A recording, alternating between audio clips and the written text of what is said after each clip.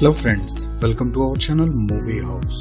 आज हम जिस फिल्म के बारे में बात करने जा रहे हैं वो है डोंट लुक अप, जो कि रिलीज हुई थी 2021 में। ये कॉमेडी डिजास्टर मूवी है जिसको डायरेक्ट किया था एडम मैके ने। फिल्म की शुरुआत केट के कॉफी बनाने से होती है, जहां वो स्पेस स्टेशन में पीएचडी कैंडिडेट है। अचानक वो अपनी स्क्रीन पर देखती है तो उसे कमेट दिखाई देता है। वो एक्साइट हो जाती है और अपने सभी साथियों को पार्टी के लिए बुला लेती है। साथ ही अपने प्रोफेसर रेंडल मिंडी को भी पार्टी में शामिल करती है। सभी उस कमेट को देखकर एक्साइट होते हैं। जैसे ही प्रोफेसर रेंडल एक्सप्लेन करने की कोशिश करते हैं कमेट की एग्जैक्ट लोकेशन कहाँ है, लेकिन जब वो एक्सप्लेन कर रहे होते हैं तो उनकी कैलकुलेशन के मुताबिक वो धीमे धीमे पृथ्वी की ओर बढ़ रहा होता है और उनकी खुशी अचानक गम में तब्दील हो जाती है। प्रोफेसर सबको ब्रेक लेने के लिए कहते हैं, लेकिन सिर्फ केट को वहीं रुकने के लिए बोलते हैं। प्रोफेसर रेंडल केट को समझाते हैं कि 6 महीने के अंदर अंदर ये धूमकेतु पृथ्वी से टकराएगा। वो घबरा जाते हैं और वो अपने बॉस डॉक्टर कोल्डर को फोन लगाते हैं और धूमकेतु के बारे में सारी जानकारी देते हैं। डॉक्टर कोल्डर उन्हें डॉक्टर ओग्लेथ्रोप से डायरेक्ट कांटेक्ट करवाती है, जो कि प्लानिटरी कोऑर्डिनेशन ऑफिस में एक हाई रैंक ऑफिसर होते हैं। सारी स्थिति जानने के बाद कि वो धूमकेतु नहीं बल्कि प्लैनेट किलर है, तो वो उन्हें जल्द से जल्द वॉशिंगटन डीसी आने के लिए कहते हैं। लेकिन प्रोफेसर रेंडल और केट को कुछ समझ नहीं आता, वो इस बात पर खुश हो या घबराएं। बहरहाल वो आर्मी प्लेन में बैठकर वॉशिंगटन डीसी पहुंच जाते हैं, जहां व्हाइट हाउस में उनकी मुलाकात हाई रैंक जर्नल से होती है, जिसमें ओग्लेथ्रोप भी शामिल होते हैं और उनके सीनियर उन्हें टेडी नाम से बुलाते हैं। प्रोफेसर रेंडल और केट से इंट्रोड्यूस करवाते हैं और साथ ही मजाकिया अंदाज में कहते हैं कि हमारे ऑफिस में कोई टेडी नहीं है, इसलिए हम इन्हें टेडी कहकर बुलाते हैं। अब जैसे ही उन्हें पता लगता है कि उनको प्रेसिडेंट के सामने कमेट के बारे में एक्सप्लेन करना है कि वो कितना खतरनाक है और 6 महीने के अंदर अंदर वो पूरी दुनिया को खत्म कर देगा, तो केट घबरा जाती है और उल्टियां करने लगती है। केट की बिगड़ती हालत देखकर जनरल पानी और कुछ नट्स लेकर आता है और साथ ही महंगाई का हवाला देते हुए कहता है कि यहाँ सब कुछ बहुत महंगा है, और तीनों अपनी अपनी जेब से पैसा पे करते हैं। अब प्रेसिडेंट जेनी अपने बेटे जेसन के साथ एंटर करती है, जो चीफ इन स्टाफ की पोजीशन संभाल रहा होता है। प्रोफेसर रेंडल, केट और टेडी उनका वेट करते हैं, जबकि वो ऑफिस में किसी का बर्थडे सेलिब्रेट कर रहे होते हैं। तभी जेसन आके उनको इन्फॉर्म करता है कि आपको थोड़ा और वेट करना होगा, प्रेसिडेंट अभी बिजी हैं। काफी घंटे बीत जाते हैं और केट को प्यास लगती है और वो पास ही के रूम में जाकर फ्रिज से पानी की बोतल निकालती है और वहाँ बैठी एक लेडी से पूछती है इसका बिल कहाँ पे करना होगा, तो वो लेडी उसे बताती है ये व्हाइट हाउस है, यहाँ सब कुछ फ्री होता है।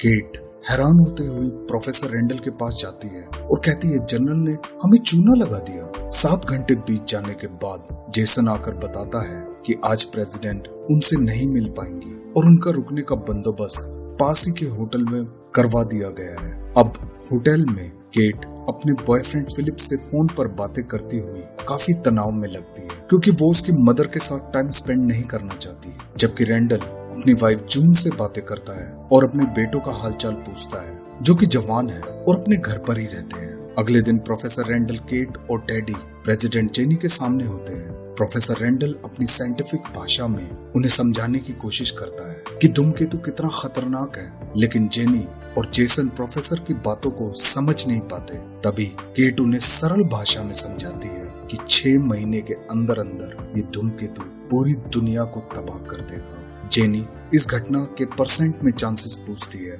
लेकिन टेडी कहता है कि कोई भी साइंटिस्ट 100% गारंटी नहीं दे सकता, तो वो इस बात को बहुत ही लाइटली लेते हैं और कहते हैं जब ये 100% ही नहीं है तो उस पर इतना विचार करने की जरूरत ही क्यों है। वहीं सिलिकॉन वैली में एक बड़ी टेक कंपनी बैश के सीईओ पीटर इजरवेल अपने लेटेस्ट अपडेटेड फोन लॉन्च करते हैं, जो आसानी से पता लगा लेगा कि उसको यूज करने वाला कैसा महसूस कर रहा है, और वो मीडिया को रिक्वेस्ट करता है कि ज्यादा से ज्यादा तक उसके फोन का प्रमोशन किया जाए। जब प्रेसिडेंट की तरफ से धूमकेतु वाली बात पर कोई एक्शन नहीं लिया जाता तो तीनों इस बात को मीडिया में ले जाने का फैसला करते हैं। वो द अगली रिप शो में जाते हैं। शो में जाने से पहले टेडी प्रोफेसर रेंडल को एक राय देता है, वहाँ अपने नंबर गेम्स मत समझाने लगना, उन्हें सिर्फ कहानी समझाना। लेकिन प्रोफेसर रेंडल हैरान होकर बोलते हैं ये सारा नंबरों का ही तो खेल है, वहीं रेंडल और केट इंटरव्यू से पहले पॉप स्टार रिले का इंटरव्यू देखते हैं, जिसका हाल ही में ब्रेकअप हुआ है डीजे सेलो से।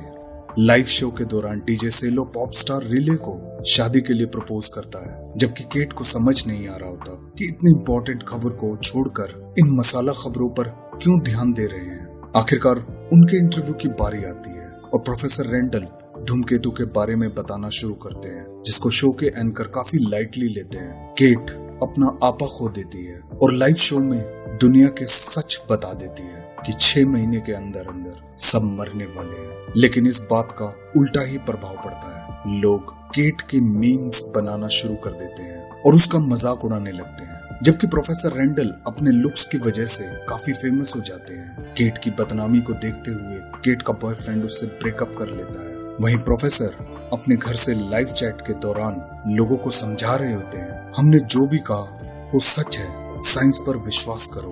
तभी प्रोफेसर रेंडल की वाइफ उन्हें नीचे बुलाती है, जहां काफी सारे FBI एजेंट उन्हें गिरफ्तार करने के लिए आए हुए होते हैं। यही हाल केट के साथ होता है। उसे भी FBI एजेंट अरेस्ट करके व्हाइट हाउस ले जाते हैं। केट का पहले ही दिमाग खराब हो रहा होता है, लेकिन जब उसे पता लगता है कि ये सब जेसन ने करवाया है तो वो उस पर भड़क जाती है। प्रेसिडेंट जेनी मामले को शांत करते हुए इस घटना को अपने पॉलिटिकल फायदे के लिए लोगों के सामने रखने का प्लान की पेशकश करती है, ताकि लोगों का ध्यान उसकी कंट्रोवर्सी से हटकर धूमकेतु वाली बात पर आ जाए। वो एक मिशन के जरिए एक वॉर हीरो बेनेडिक्ट को इस मिशन की कमांड देती है, जो परमाणु बम के जरिए उस धूमकेतु को उड़ा देंगे, जिसे प्रेसिडेंट जेनी बड़े ही राष्ट्रभक्ति के तौर पर लोगों के सामने प्रस्तुत करती है और अपने एजेंडा में भी कामयाब हो जाती है। प्रोफेसर रेंडल काफी फेमस हो जाते हैं और टीवी पर शो भी होस्ट करने लगते हैं और उनका अफेयर टीवी एंकर के साथ शुरू हो जाता है। अब दिन आता है लॉन्च डे का, जिसमें बेनेडिक्ट धूमकेतु को डिस्ट्रॉय करने के लिए उड़ान भरता है। सभी लॉन्चिंग रूम में खुशी मना ही रहे होते हैं कि तभी बैश कंपनी के CEO पीटर वहां आते हैं और प्रेसिडेंट जेनी को अपने साथ अकेले में बुलाते हैं। अचानक लोग देखते हैं कि स्पेस में जाने वाले प्लेन यू टर्न ले रहे हैं, क्योंकि पीटर ने प्रेसिडेंट जेनी को मना लिया है कि धूमकेतु में काफी महंगे मिनरल्स हैं, जिससे दुनिया बहुत अमीर और अमीर हो जाएगी और दुनिया से गरीबी का नामो निशान मिट जाएगा। प्रोफेसर रेंडल समझ नहीं पाते कि आखिरकार उन्होंने इस मिशन को क्यों रोक दिया। वो इसका विरोध करने लगते हैं, जिससे पीटर प्रोफेसर रेंडल से काफी नाराज हो जाते हैं, लेकिन प्रेसिडेंट जेन बात को कंट्रोल कर लेती है। प्रोफेसर रेंडल केट और टेडी से रेस्टोरेंट में मिलते हैं। केट प्रोफेसर से वही सवाल पूछती है कि आखिरकार मिशन को रोका क्यों गया, तो प्रोफेसर रेंडल उन्हें समझाते हैं कि मिस्टर पीटर को लगता है कि उसमें काफी महंगे मिनरल्स हैं, जो दुनिया के लिए काफी किफायती साबित हो सकते हैं। और उन्होंने अपना प्लान भी बताया था कि वो अपने बनाए हुए ड्रोन्स की मदद से उस धूमकेतु के छोटे छोटे टुकड़े कर देंगे और ड्रोन्स उन टुकड़ों को पृथ्वी पर ले आएंगे, जिससे पृथ्वी को कोई नुकसान भी नहीं होगा और वो पैसा भी कमा लेंगे। केट सुनकर भड़क जाती है और जोर से बोलने लगती है कि ये सब लोग पागल तो नहीं हो गए हैं। तभी वहाँ सब लोग बैठे हुए उनकी बातें सुनते हैं और उन्हें पहचान लेते हैं और उनसे पूछते हैं कि वाकई दुनिया खत्म होने वाली है। केट उन्हें सचेत करते हुए बताती है, हाँ ये सच है, दुनिया खत्म होने वाली है। बस फिर क्या, लोग पागल हो जाते हैं। रेस्टोरेंट में आगजनी, तोड़फोड़, सब चीजें होने लगती हैं। तभी FBI के एजेंट आते हैं और केट के मुंह पर काला कपड़ा पहनाकर उसे ले जाते हैं और उसकी सारी सर्विस से उसे बर्खास्त कर दिया जाता है। केट अपने माता पिता से मिलने जाती है, वो भी उसके दिए हुए बयान से नाखुश होते हैं और उसे अपने घर में एंटर नहीं करने देते। वहीं प्रोफेसर रेंडल का प्रमोशन कर दिया जाता है और उन्हें व्हाइट हाउस का सीनियर साइंटिस्ट बना दिया जाता है और वो उनके हाथों की कठपुतली बनकर रह जाता है। साथ ही प्रोफेसर रेंडल अपने टीवी शो और अफेयर को कंटिन्यू रखते हैं। एक दिन प्रोफेसर रेंडल की वाइफ जून उसे उसी एंकर के साथ रंगे हाथों पकड़ लेती है और प्रोफेसर को छोड़कर चली जाती है। प्रोफेसर रेंडल, केट, टेडी और अपनी वाइफ जून के जाने से काफी डिस्टर्ब हो जाता है। उसका मन उसे काटने को दौड़ता है। वो जो भी कर रहा है वो गलत है और एक दिन वो लाइव शो पर लोगों के सामने सच्चाई रख देता है। प्रोफेसर को भी वही सजा मिलती है जो केट को मिली थी। उसे भी एक काला कपड़ा पहनाकर नौकरी से बर्खास्त कर दिया जाता है। केट किसी सुपरमार्केट में नौकरी कर लेती है, जहां एक दिन उसे वहां के लोकल लड़के मिलते हैं जो उसकी सच्चाई और बेबाकी के फैन होते हैं और केट को अपने साथ अपने ग्रुप में ड्रिंक करने का ऑफर करते हैं। केट जानती है कहीं ना कहीं दुनिया खत्म होने वाली है, तो क्यों ना एंजॉय करके ही मरे। वो हाँ कर देती है और उनके साथ रहने लगती है। उनमें से एक लड़के यूल को केट से प्यार हो जाता है। एक रात वो खुले आसमान के नीचे किस कर रहे होते हैं कि अचानक केट की नजर धूमकेतु पर पड़ती है जो पृथ्वी के बिल्कुल पास आ चुका है।